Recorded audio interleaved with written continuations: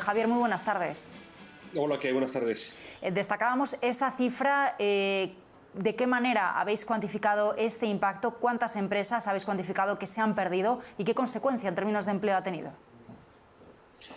Bueno, en nuestro país en el último año han desaparecido más de 100.000 empresas y la pérdida está por encima ya de los 800.000 puestos de trabajo, ¿no? Es decir, eso sin contar las personas que están en situación de ERTE, las personas que han estado en situación de cese de actividad, ¿no? Es decir, la pérdida de tejido productivo ha sido enorme, se han perdido muchas empresas grandes también, y sobre todo lo que estamos viendo es que por cada efectivamente unidad de negocio que se pierde, pues se pierden 10 puestos de trabajo, con lo cual hay que tener mucho cuidado cuando ahora algunas voces hablan de alguna manera de tratar de minimizar la presencia de la pyme. En definitiva, la pyme es una fórmula y es una solución de diversificación del riesgo en situaciones de crisis, ¿no? Es verdad que son mucho más vulnerables, pero creo que hay que cuidar ambas cosas, ¿no? Es decir, hay que trabajar por empresas de mediano y gran tamaño, evidentemente, que sufren mucho mejor y que son mucho más resilientes, pero las pymes son muy importantes para nuestro tejido productivo. Dentro de los datos, ¿no? Vemos que España cerró 2020 con 2,8 millones de empresas. Es el menor número, Javier, en los últimos 15 años. Me imagino que aquí, de nuevo, estamos hablando sobre todo de pequeñas y medianas empresas que, como tú hacías bien en destacar, bueno, pues son la inmensa mayoría al final de nuestro tejido productivo. Aunque sean las grandes empresas las que generan más volumen de empleo, al final el tejido productivo mayoritariamente es de pymes, y no hay que olvidar eso también.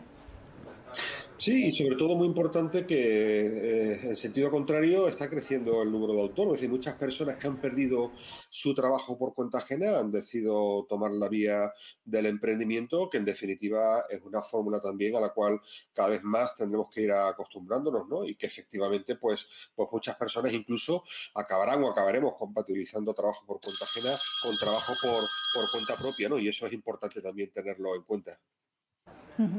Destacabas, ¿no?, esa cifra de que, por el contrario, los autónomos están creciendo un 2,9% según la cifra. ¿De qué manera, ¿no?, más personas se están bueno, pues embarcando en sus propios proyectos empresariales? ¿Creéis que esto es una tendencia coyuntural? ¿Creéis que son proyectos que van a durar más en el tiempo, que pueden indicarnos una tendencia nueva dentro del mercado laboral español? Bueno, yo creo que eso es una tendencia. Es verdad que a lo mejor todavía estamos en una etapa un tanto transitoria, que son salidas en definitiva a la situación de crisis y ante la falta de empleo por cuenta ajena, porque el tejido empresarial está sufriendo muchísimo, las personas apuestan por el emprendimiento, ¿no? Pero también es cierto que esa tendencia y sobre todo ese entorno a la hibridación, ¿no?, también va a depender mucho, evidentemente, de cómo se dé solución a muchas cuestiones que ahora mismo tenemos, ¿no? Los tipos impositivos, las cotizaciones, el sistema de pensiones, es decir, cuánto de atractivo pueda ser la generación de emprendimiento, porque detrás del autónomo no solamente hay un autónomo, de tal autónomo hay un potencial empresario en el momento en que empieza a contratar por cuenta ajena. Pero sí que parece que hay una tendencia, y si siguiéramos la senda del resto de países de nuestro entorno, de los países de la OCDE, de los países de la Unión Europea, de los países modernos en definitiva, es decir, el crecimiento del colectivo freelance, del colectivo autónomo, es una tendencia clara, de alguna manera, porque ya no solamente son las típicas profesiones que hasta ahora hemos venido viendo, desarrollando profesiones liberales, sino hay mucha actividad que hoy en día se podría canalizar mediante esa vía. Lo que pasa es que para eso hace falta también que la normativa se adapte, y particularmente en nuestro país el marco regulador laboral, ¿no?, el Estatuto de los Trabajadores y el régimen y el resto del régimen jurídico, que todavía es bastante reacio a la solución del trabajador autónomo. Dentro de este anuario, ¿no?, que habéis hecho del mercado laboral, también me llama la atención el poder de compra del salario, que hay un 2,7% en 2020, su mayor descenso en 45 años y retrocediendo a un nivel similar al que tuvo en 2003. ¿A qué nos referimos cuando hablamos de poder de compra del salario, teniendo en cuenta, bueno, pues cómo están los precios, teniendo en cuenta cómo han evolucionado los salarios? No sé si nos puedes explicar un poquito más qué nos quiere decir este dato.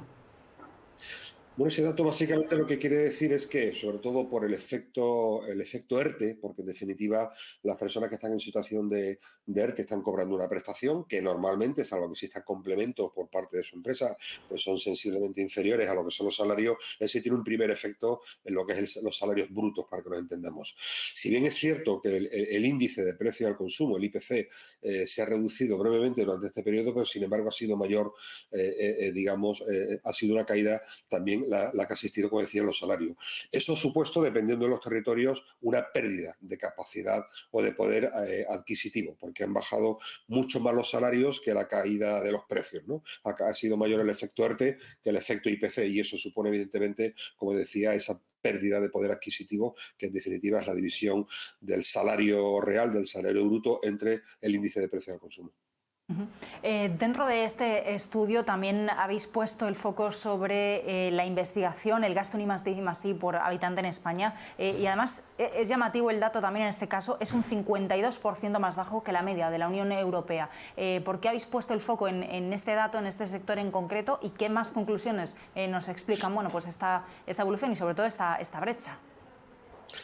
Bueno, de aquí se pueden sacar dos conclusiones, que son, en primer lugar, que la empresa en general privada invierte más en I+D+I que la administración, pero es verdad que cuando comparamos la empresa privada de España con la empresa privada del resto de la Unión Europea, nuestra inversión es menor. ¿Y por qué hacemos hincapié en I+D+I? Evidentemente porque es uno de los vectores, digamos, de sostenibilidad, del crecimiento, de la innovación y también de lo que es la riqueza de nuestras profesiones, ¿no? Estamos viendo cómo normalmente detrás de estas muchas profesiones hay mayores salarios, también hay salida a formación y a cualificaciones, digamos, emergentes que son necesarias, y sobre todo porque nuestro es un país que hoy por hoy no está, digamos, en el club de los países, ¿no? Digamos que desde el punto de vista de patente, de innovación, en definitiva, pues marquen un poco la senda, lo cual sería deseable, pero vemos que detrás, evidentemente, está la inversión, tanto por parte del poder público, de las administraciones públicas, como por parte también de las empresas privadas. Javier, ya que estás conmigo hablando sobre mercado laboral, quería preguntarte pues por dos temas de actualidad, pura y dura. Por un lado tenemos esa negociación de los ERTE que vuelve a estar encallada. Ha habido una postura firme de la COE en contra de lo que está proponiendo el Gobierno en esta negociación. Dice Montero, después de la rueda de prensa del Consejo de Ministros, que se va a llegar a un acuerdo sí o sí, que habrá Consejo de Ministros extraordinario antes del viernes. ¿Qué te parecen los cambios que propone el Gobierno y qué te parece pues la postura de sobre todo las patronales? Bueno, yo creo que está siendo una negociación dura y dramática, porque dramática es la situación de las empresas y sobre todo porque la salida, parece claro que hay sectores que todavía no están en condiciones de poder abordar esa salida y sobre todo de poder asumir esos costes sociales, y yo creo que ahí pues se debería tener una mayor sensibilidad y receptividad por parte del Gobierno, básicamente porque además, primero, hay consenso tanto por parte empresarial como por parte sindical, importante esto. Yo creo que un país que no apueste por el diálogo social bipartito difícilmente puede sacar adelante los retos que nos marca el trabajo, no solamente el futuro del trabajo, sino el presente, la salida de la crisis, y en segundo lugar, porque la solución, si efectivamente las empresas no tienen apoyo en momentos tan dramáticos como los actuales, pues podemos encontrarnos con un final de los ERTEs en los que se puedan perder miles de puestos de trabajo, con lo cual creo que hay que ser mucho más sensible que nunca a la situación de crisis que viven muchas empresas, sectores muy concretos, sector del comercio, el sector de la hostelería y otros sectores que todavía están enormemente resentidos, y yo creo que hay que pedirle al Gobierno básicamente pues que tome decisiones, pero que tenga en cuenta sobre todo la opinión de los agentes sociales, tanto de las empresas y de las patronales como por parte de los sindicatos, de los representantes de los trabajadores.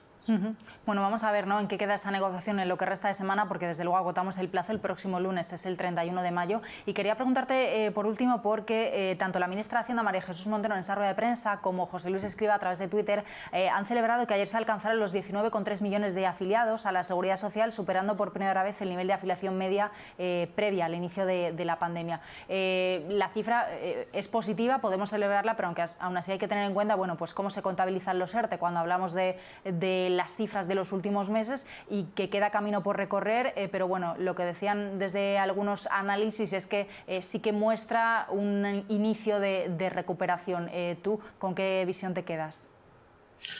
Bueno, yo me quiero quedar con la visión optimista, lógicamente. Yo espero que este segundo trimestre empiece a ser, digamos, la senda de la recuperación. Nos queda muchísimo camino todavía.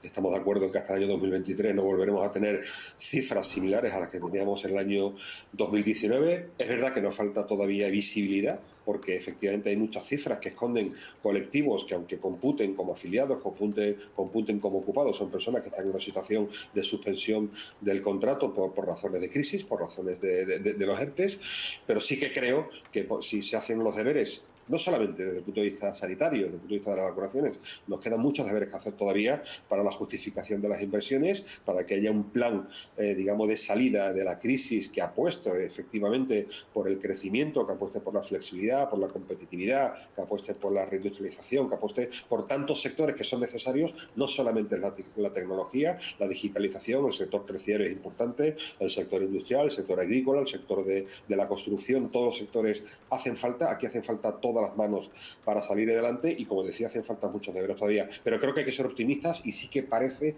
que al menos la luz al final del túnel se empieza a ver. Pues nos quedamos con ese mensaje optimista. Javier Blasco desde ADECO, muchísimas gracias como siempre, buenas tardes. Gracias a vosotros, buenas tardes.